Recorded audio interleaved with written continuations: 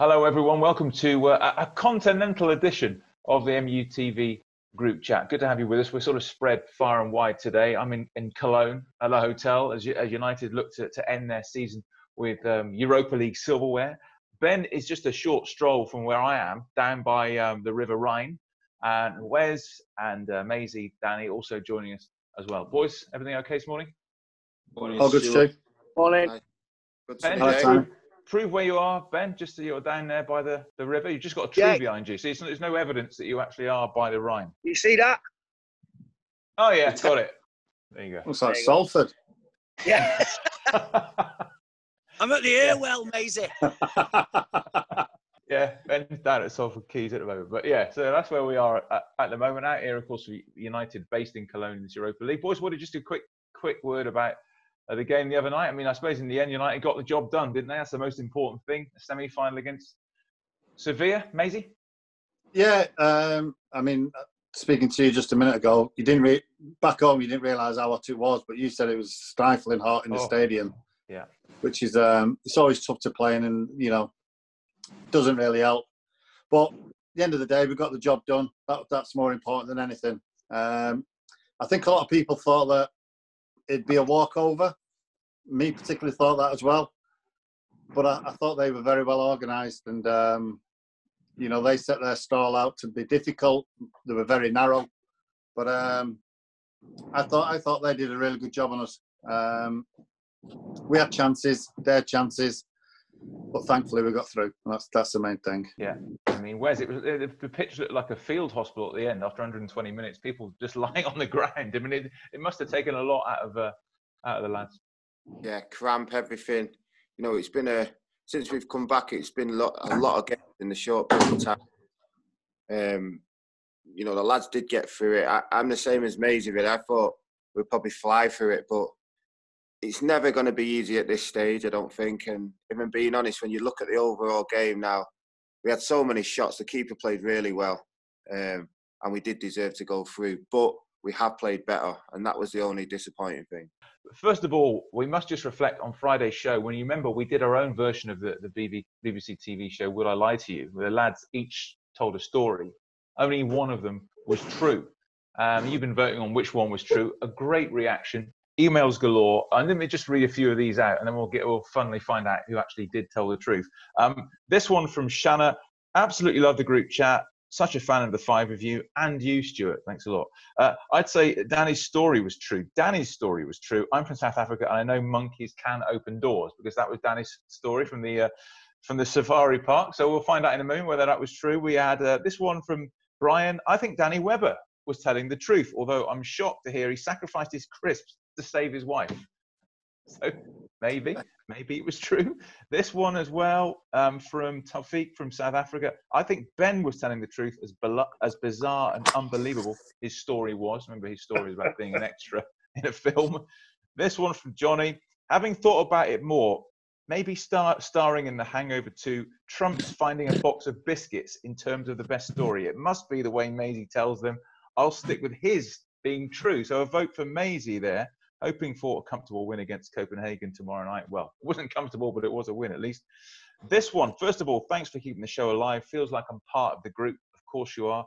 As for the story part, I feel like Wes's story is true. P.S. Maisie is such a bad liar. Well, we'll find out in a minute. We'll find out in a minute who was lying. This one, I think Wes was the one telling the truth out of the four, unless it was Ben running up the stairs in a red shirt. I didn't see any sunglasses, though. This one from Stephen. Hope you're well. Despite David May looking like a man who loves biscuits, I think the true story is Wes Brown. And then this one from United fan from Sweden. Lads, I believe Wes Brown was telling the truth. Definitely wouldn't have wanted to be in his shoes at that moment in time. This one from Ben. I've been absolutely loving this show. It's been great to hear all the inside stories from over the years and all the guys, and of course from all the guests you've had. In regards to the chance to win the shirt, all fantastic stories, but the story from Wes had me in bits. So I'd love to imagine that that's the truth. So my answer is Wes. William says Wes Brown's story was the true one. He wouldn't dare tell a story involving Sir Alex if it wasn't true. And this one from Ryan. Wes surely is telling the truth here. I sit in the Stretford end and have seen his clearances firsthand over the years, so it wouldn't surprise me at all, says Ryan. Thank you for that, Ryan. Right, so let's find out now who was indeed telling the truth. So just briefly, just recap again. Ben, yours was about being an extra, wasn't it, on Hangover 2, right? Yeah, because of the affiliation we have playing games against Liverpool out in the Far East. We've been doing it for quite a long time now, and I was there back in 2010 when they were filming it at that hotel where you remember the helicopter, and was asked if I wanted to be an extra on it. Okay, Maisie, yours was just you found some biscuits, which is. I found 40 boxes of breakaway biscuits, and never told the police. With my dad being a policeman. Dan, yours was about Safari Park visit? Knowsley Safari Park, mate, yeah. Going through the monkey enclosure and obviously door being opened. Throwing a bag of crisps out to stop them from getting in the car, really. Perfectly believable. And where's yours? Yeah, mine was at training one day. We've all finished messing about. I've smashed the ball in the air and it's hit the gaffer smack on the face, basically. And the reaction was not good, Stu.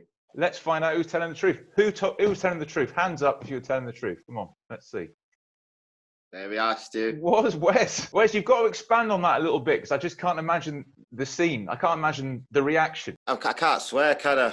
But you can imagine what I was thinking. But honestly, we're only messing about, lads, and like you do. And I've honestly smashed it as hard as I could, and I could see it going sort of that way. But I've turned round and celebrated. I think it was Mark Wilson and Jonathan Greening on Wembley.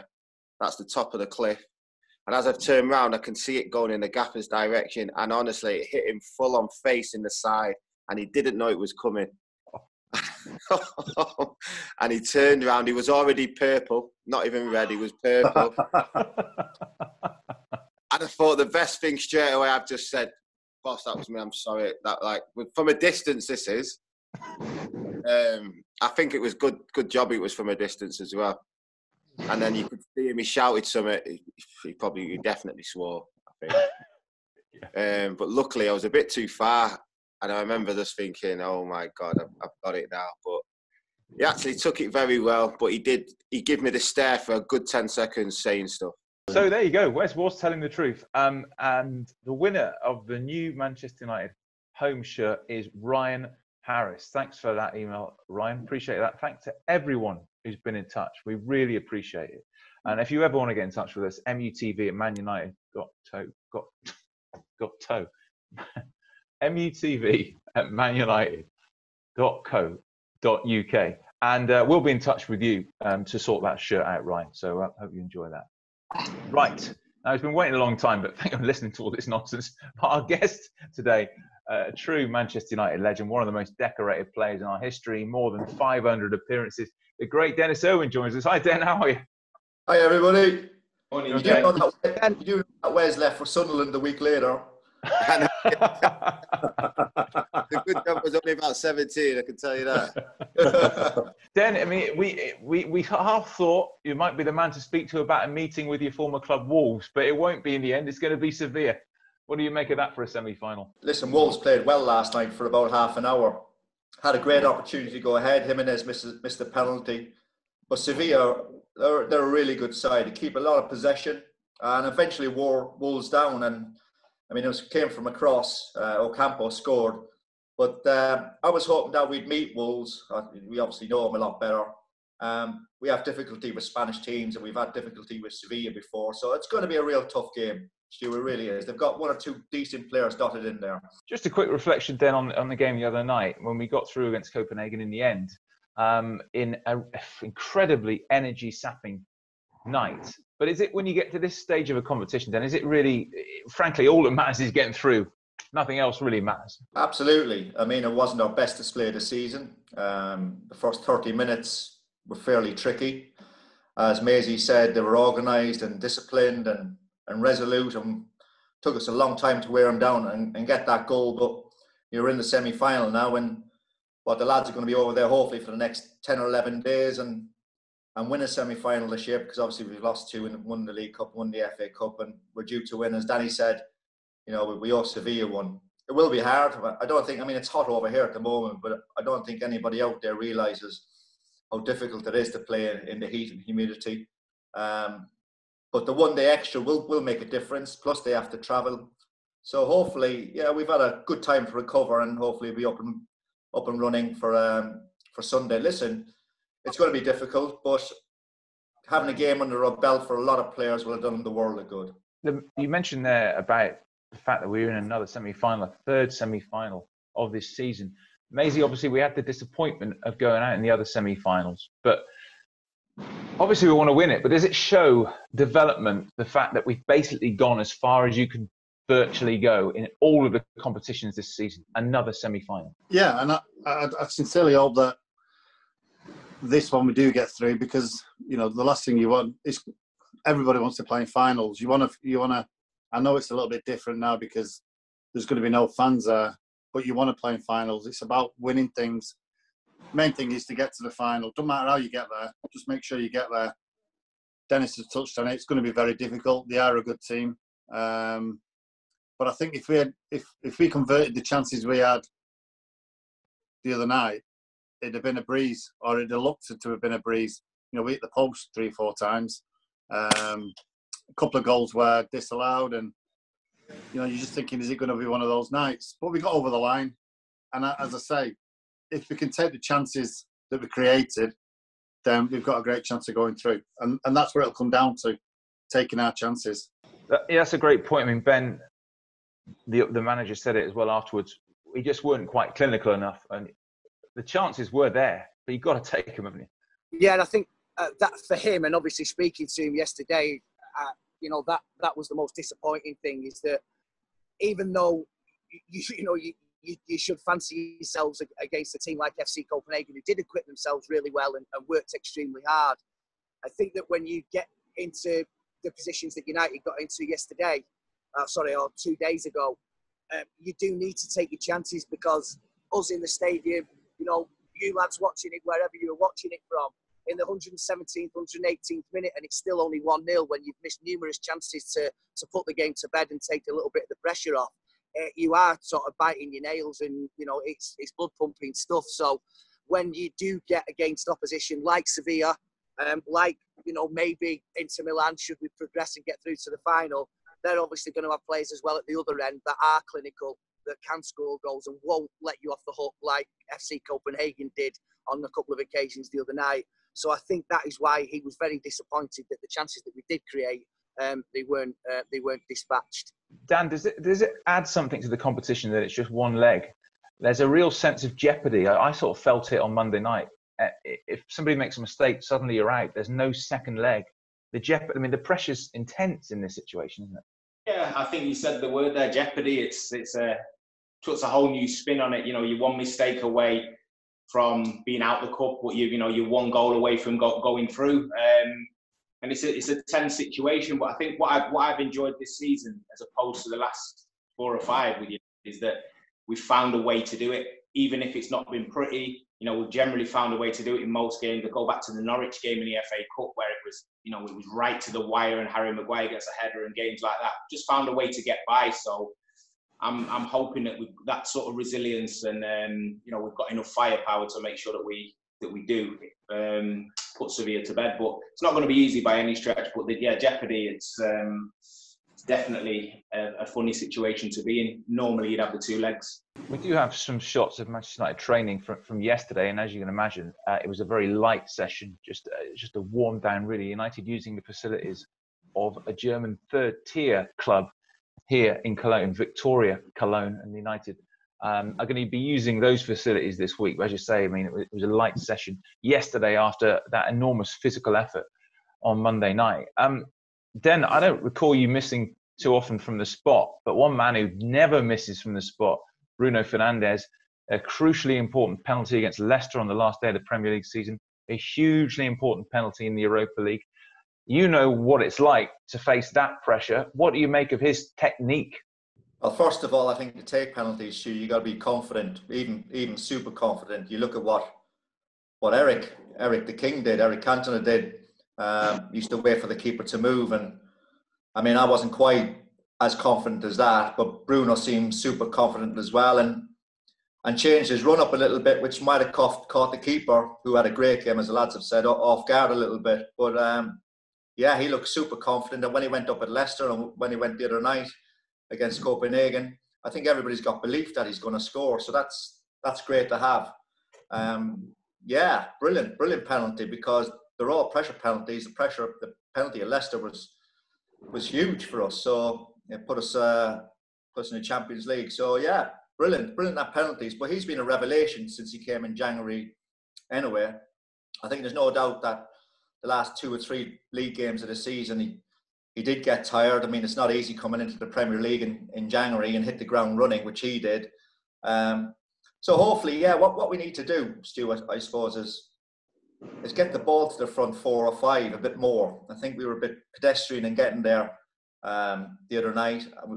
They're our biggest threat. The front 3 have got pace to burn, and we found it a bit of a struggle to get into them. I think Martial was brilliant from the second half onwards, but we need to get the ball to them a bit more often so they can go and do their magic. But Fernandes has been unbelievable and great penalty taker. Yeah, absolutely. He's taken the stress out of penalties for United fans. I think you watch and you just know he's going to score. Wes as well, Mason obviously didn't actually score because it was disallowed, but what a great finish for his disallowed goal. He hit the post as well, eventually ran out of steam possibly in the game, but still you've got to pinch yourself. He's only 18. He is an unbelievable talent. I mean, he is. We had a couple of opportunities. One he scores offside, the other one hits the post. It's just brilliant how, when he's around the box or just inside the box, it doesn't take much for him to get his shot off and get a lot of power behind it and accuracy. And I think as a striker, that's probably one of the best things you can do. And he's got it in abundance, really. And every time he is in them positions, you just feel like he's going to score. Obviously, he came off, but again, Ollie's got confidence in starting him now, even in these big games. And, he's been excellent. Yeah. Maisie, would you, if everyone's fit, would you make any changes for the weekend? Obviously, Bailly came in for Lindelof. Fred came in as well. Would you, and they got subbed as well in the game. What would you be doing? I think I'd start with Victor. Yeah. And Harry, and I would probably put Matic in there alongside instead of Fred. Just so that Bruno and Pogba can do what they can do. I think that to me, I think that's our strongest team. Yeah. Something I must chat to you lads about as well is it's certainly in all the newspapers out here in Germany, and you look at the back pages and what you get to see is a picture of Jadon Sancho. Obviously, all the speculation about him and Dortmund and the fact that he's gone with them on their training camp, and there was this slightly sort of artificial deadline that they put up to say if you're going to sign him, it's got to be by, I think it was the 10th of August. That's gone. But bear in mind, the deadline is not until early October. So, Den, would you expect this one to be the sort of story of the summer? Do you think it's going to run and run? Possibly. I mean, he's still a Dortmund player, so he has to go pre-season with them. Simple as that. It all depends on. Well, it's going to run and run because the media will make it run and run and run. We've got to concentrate, obviously, in the next 10 days on hopefully 2 very big matches. But there's going to be a lot of transfer speculation. As I said, the transfer window seems a long window this time around. So I'm sure it'll run and run. Yeah, Dan, we've spoken about it loads of time on this programme over the last few months, Sancho. But do you think he's going to be the sort of story of the summer? Do you think it might drag on a bit? No, I think so. I think when you're dealing with transfers of that magnitude, there's a lot of posturing going on from both sides. Everybody wants what they want out of it. The details that have got to be sorted out. Dortmund are going to obviously try and make United blink first, and I think that's just it's a scenario. You're not dealing with small numbers. However, the boy as a player is exactly what we need, and he ticks every box that Man United are. So I'm sure it's not dead and buried, despite the artificial deadline, as you said, it was put on it by Dortmund a few days ago. Yeah, that'd be interesting to see what happens over the summer. Ben, obviously you're there in the city centre from here. Normally, in a situation like this, it would be thronging with Manchester United fans out in Cologne, enjoying themselves. It's a great city. The stadium's fantastic. It would be packed. And there are still some United fans who've come out here, not to get to the stadium, but just to basically feel part of it and enjoy it. But it is a shame, Ben, isn't it, that United fans, as they normally would be, just can't travel in the numbers. Yeah, there's some brilliant fountains over here that they'd definitely be enjoying, I can assure you.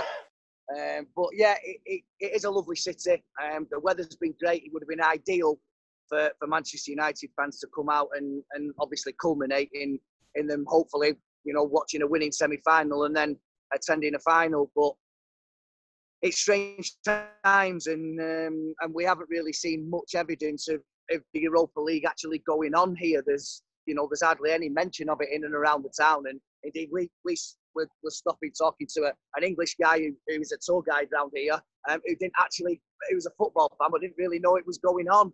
So the fans are missing a massive treat, and I'm sure they'd love to be here. And hopefully next season, there'll be more venues that they can visit and get involved. But I can understand why they would come across, as long as they obviously realise that they can get nowhere near the stadium. No. And Dan, how important is it for Ollie and the lads that they do pick up silverware? I mean, when you think back to when you joined and when you won your first piece of silverware with United, how important was that for everyone to go on from there and win bigger and bigger prizes? It's huge, Stu. I mean, it's 3 years since we won a trophy now. We've already qualified for the Champions League. That's done and dusted. Everybody says it's a free hit. It's not. There's an opportunity there to go and win a big trophy and take it the right way. And we're going to do that. And it'd be a huge boost. It really would. For the lads, for Ollie. Just moving forward, I mean, the next season's nearly already on us, but going into that with full of confidence, having a trophy behind us, will be a fantastic boost. It really will. We've got 10 days now, 9 or 10 days, 2 games. Ollie will definitely play his strongest side all the way through now. So let's keep our fingers crossed that we do it. When you say strongest side, so would you go again with Matic coming in and obviously Victor coming in as well? Would you say that is essentially the strongest side? I would, Stu. Listen, we had a purple patch there when we came back after lockdown, where we were scoring goals for fun and playing really, really well. And I think Ollie had a settled 11, and I can't see him going too far from that. I really can't. We kind of tired, or whatever you want to call it, the last 3-4 games of the Premier League. But yeah, to get that up and running again and pose a threat going forward that we did in them 5 or 6 games, I feel Ollie will go with that 11. I really do. Yeah. Just a word as well, Dan. Obviously, your expertise from the fullback position. Brandon Williams appeared at the pre-match press conference this week and spoke impressively. Actually, only 19. He's obviously with Luke Shaw out for the rest of this campaign. He's definitely the first choice at left back, right-footed left back. What do you make of his remarkable debut campaign? Bear in mind, he wasn't on the tour a year ago, wasn't on pre-season, and he's played in the 30s in terms of appearances. Incredible, Stu. That surprised you tonight when Sully told me that he actually made, I think, 35 appearances this year. I mean, the Europa League is a starting point for a lot of young players, and we've seen it this year with Brandon, the opportunity to get in there, and Mason to a certain degree as well. We knew Mason already from the youth team, but Brandon's kind of gone under the radar. And his opportunities when he played at Alkmaar and Partizan Belgrade and out in Astana in Kazakhstan give these young lads an opportunity to show how good they are and how they can handle the experience of and the pressure of playing for Manchester United. And Brandon's really kicked on from there and got himself into the left back position. He actually made Luke improve enormously during the season. He pushed Luke. And there was times where they played together because we played a 3 and Luke played really well in the left centre back position. But now he's got the opportunity because Luke got injured, and he's done fantastically well. He signed a new contract, and it's been an unbelievable first season for us. From where he's come under the radar to where he is now, and hopefully he'll have 2 more games in left back position, and he's got his first chance to pick up a trophy at the age of 19 playing for Manchester United. Yeah, brilliant. Boys, before we go then, just a quick gut instinct about what's going to happen at the weekend. We've got another show on Friday. We can talk in depth about it, but just a quick initial thought. Where's we going to get through against Sevilla? We get into the final? I think we all have to be on top of our game, Stu, first of all. Sevilla, I think, like Dan pushed on it, they're a very good team, very technically very good. And if we make any mistakes or we don't perform to our highest level, I think at this point we could be punished. So, we all have to be on top of our game. I think if we are, I think we cause them a lot of problems. But we all need to do it as a team, Stu. Dan, we're going to get there? Maybe it could be another long night, extra time? I think it's going to, it'll be a tough one without a shadow of a doubt. I see a 2-1, bit of drama in it. Bit of theatrics in the Spanish, like a bit of theatrics, don't they, when they play. So, no, I think it'll be an entertaining game, but we've just got, I hope we've just got enough to get through. Maisie, you confident? If we take our chances, yes. Yeah.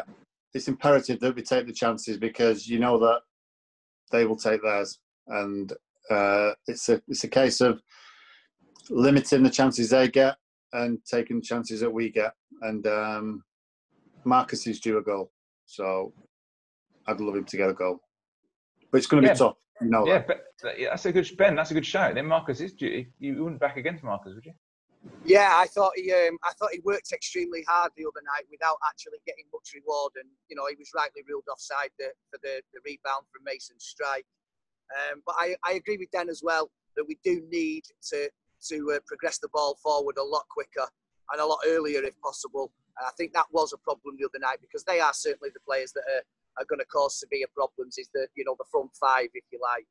And after seeing them play against Roma, I thought they were going to be a real sort of, tough opposition. I didn't think they were anywhere near as dominant last night, even though we did ground Wolves down. And I really fancy in a battle of strike forces that Man United are going to come out on top and will take the chances when they're presented with them. Ben, bring us back, Cappuccino, will you? Appreciate that. Yeah, probably. He's getting attacked by flies, isn't he? Yeah. What's Dan, that? Is he getting attacked by a fly or something? Oh, wasp. Landed right on my arm. Dan, thanks for joining us. Yeah. Dan, thanks for joining us, mate. Appreciate it. Good to see you. Pleasure. Take care. Boys, let's do it all again Friday. Everybody. Thanks very much. Cheers, guys. Yeah. Cheers, boys.